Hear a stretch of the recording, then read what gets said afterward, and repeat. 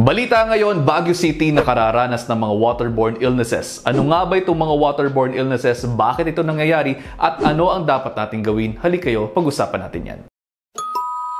Nagdeklara ng gastroenteritis outbreak ang Baguio City na posibleng dulot daw ng kontaminadong tubig sa lugar.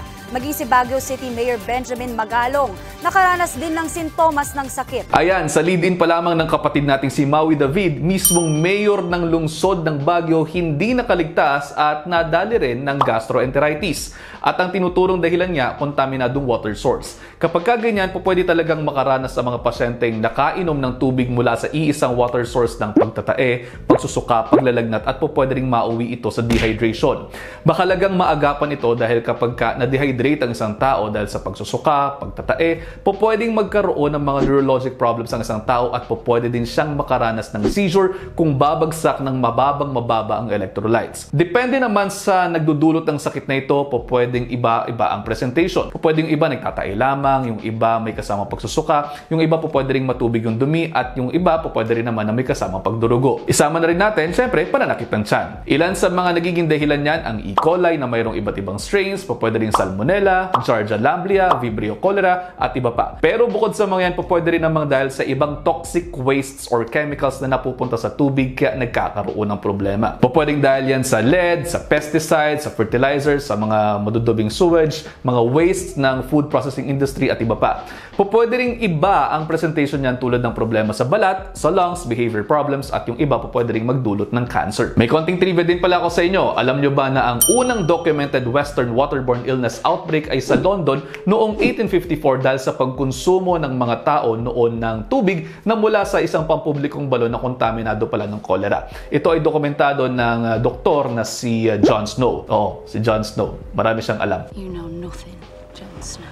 Kaya naman hindi rin nakapagtataka na isa sa mga nangungunang dahilan ng pagkamatay ng mga tao noong around 1900s ay ang diarrhea and enteritis. Ngayon naman, ayon sa Baguio City Health Office, nasa 1,600 plus na ang kaso ng gastroenteritis sa kanila. Kung kayo po ay magkakaroon ng mga sintomas nito, pinakamainam na pumunta sa pinakamalapit na ospital para ma-hydrate.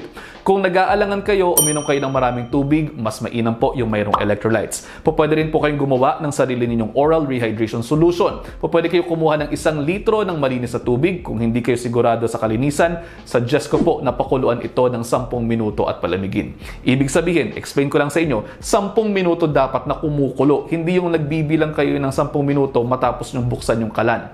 Ang 10 minuto ay magsisimula sa pagbibilang kapag kumukulo na, yung bumubulak-bulak na yung tubig. Kapag malamig na yan, dagdagan lamang po ng kalahating kutsaritang table salt at 2 kutsarang asukal. Pwede nyong i-ref para lumamig at inumin at dapat maubos yan sa buong araw. Again buong araw, hindi 1 oras. Buong araw, dahan-dahan. At panghuli na, ang tip po natin ngayon ay ang pagiging malinis po natin sa pagpiprepare ng pagkain at sa mga iniinom nating tubig. Gayon din, gusto ko rin pong manawagan sa mga establishments na parating magpa-check sa sanidad ng inyong mga kalidad ng tubig na ginagamit sa pagluluto, pati na rin po sa mga isinuserve ninyo sa mga taong pupunta sa inyong establishments. Yung ding mga water delivery services, ipacheck po ninyo ang inyong mga produkto para siguradong wala tayong madidisgrasya. At ayun, sana po ay may matutunan kayo dito at tandaan po, naririto lamang naman po ako nagpapaalala sa inyo kasi ano't ano man ang mangyari, tayo lang din naman talaga ang magtutulong-tulungan. Kaya naman yun lang for now, i-digest nyo muna dahil ang gusto ko ay healthy kayong lahat.